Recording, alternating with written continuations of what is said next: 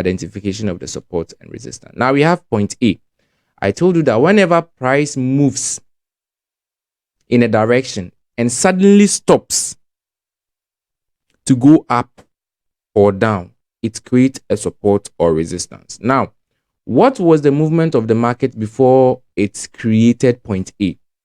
So let's get right into it. The price was coming from this side, this movement. It was coming down, selling, because there is more red than green. So the market was actually selling and suddenly stopped. Then the market pushed higher. So what's influence or whatever energy that was at point A that stopped the market from coming down to rather move up has created the point A to be a support. So now we have point A being the support. Now, point A support moved the price up and suddenly stopped at point B to move the price down again. So whatever stops price from moving up to move down is called a resistance. So movement from wherever the price was coming down from to point A, stop the price from going further down, and then move the price to go up, created point A to be a resistance because it has stopped the price from going down, from going up. And then point B, price was going up from this strong level of point A, and then price stopped at point B. So whatever stopped the price from going up and then change the direction to downwards create a resistance. Now the price is at point C. And then point C also stopped price from going further down and then change the direction from going down to going up. So whatever energy that was at point C that created that change of direction from down to up is what we call the support. So point C created a support to push price upwards. Now price wasn't able to come to the resistance point of point B, but stopped right about here. And then price was supposed to come to point C. It couldn't come to point C, making point C a very strong support level. Good.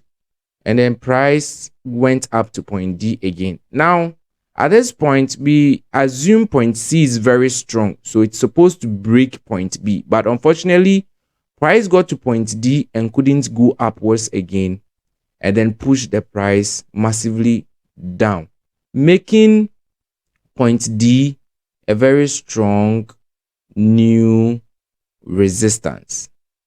So now we have point A being support, point B being resistance, point C being also a support because it stopped price for a moment to go up to point D.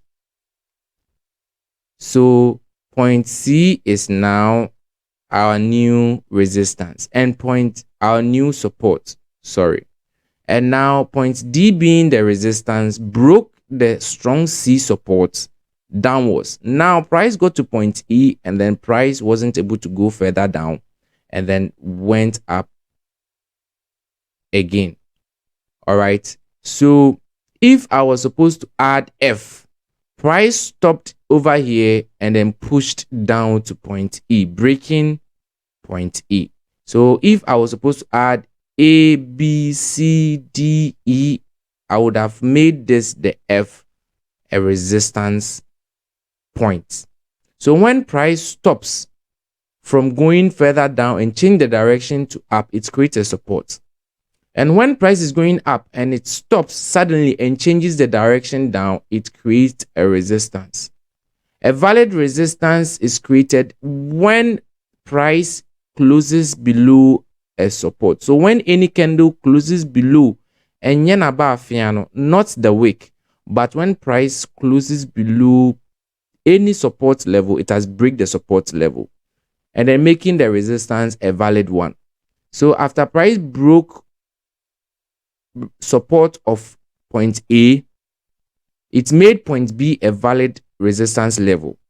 It stopped at point C and then change the direction from going further down to further up, making point C or creating point C to be a support level.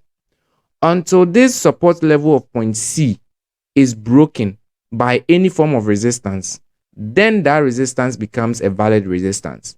And our price came to point E, and then stopped price from going massively down to going up, changing the direction, creating point E to be a valid support area until price breaks point E, thus closing a candle below point E.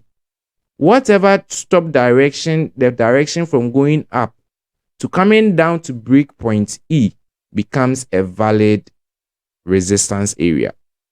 So now we've been able to identify A, B, C, the support and resistance.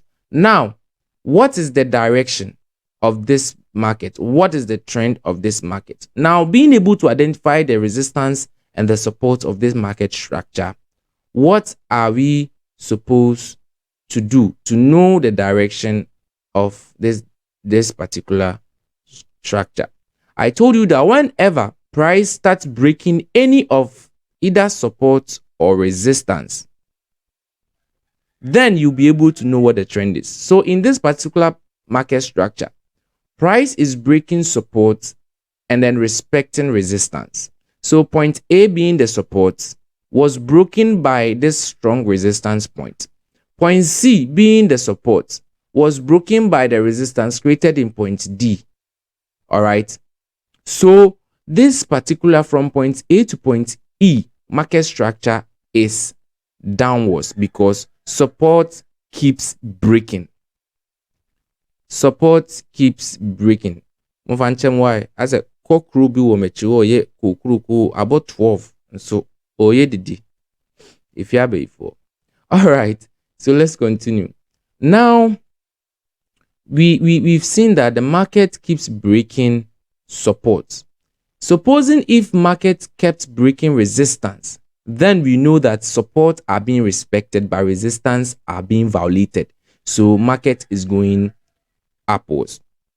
But in this market structure, we can see that the market keeps on breaking resistance, support rather, keeps breaking support. And so what is being respected? The resistance are being respected. So with this particular market structure, you can join all the resistance together. When you join all the resistance together, you have a channel like this. You have, if you add all the resistance together, you see that the market's direction is downwards. So this is a downtrend. And then let's go to the next question that says that in this market trend, which particular opportunity are you supposed to look for? Because market keeps breaking support, we know that whenever support is created, the resistance are stronger than the support in this market trend. And so you'd want to look for the higher movement. Look at this movement. From this movement to this movement is a very short one. But from this B to C, you can see that it's a very long one. So you get more money when you sell more. You get money although when you buy, but it wouldn't be as much as when you sell.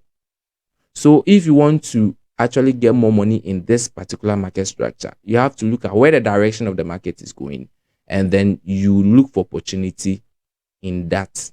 So this particular trend, you look for sell opportunity more. The next topic is trends, the type of trends, and which trend is more favorable to take opportunity at unluzuska, and which trend is not favorable to trade in. Who take it trades one year you might lose money. And so our next topic is that